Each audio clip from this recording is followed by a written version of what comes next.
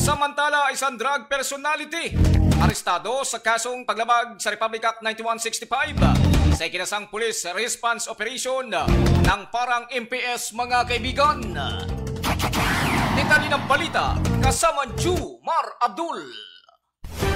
Thunder Radio Live Reports.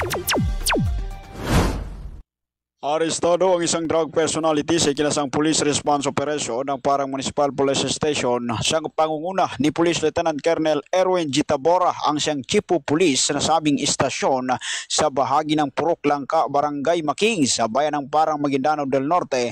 1:25 ng hapon itong araw ng Linggo, unang araw ng Setyembre ng taong kasalukuyan. Kinilala ang arestadong suspect na si Sunday Capilio Celebara, 30 na taong gulang, lalaki, may asawa at residente ng Purok Langka, Barangay Making sa Parang Maguindanao del Norte. Upang puksain ang mga aktibidad ng iligal na droga sa bayan ng Parang Maguindanao del Norte, isa sa mga tauhan ng Barangay Intelligence Network ang nagbigay ng impormasyon na mayroong drug den area, partikular sa nabanggit na purok. Agad namang umaksyon ang mga tauhan ng Parang Municipal Police Station sa pangunguna ni Police Lieutenant Colonel Erwin J. Tabora, ang siyang COP, PIU, 3rd MP, 1st PMFC, RDEO, ang nasabing police response operation laban sa suspect at matagumpay namang nahuli. Na-recover sa kanyang kontrol ang 2 pirasong plastic sachet na naglalaman ng white crystalline substance ng pinaniniwalaang methamphetamine hydrochloride o shabu na may tinatayang timbang na humigit kumulang 0.08 gramo na nagkakahalaga ng 500 piso.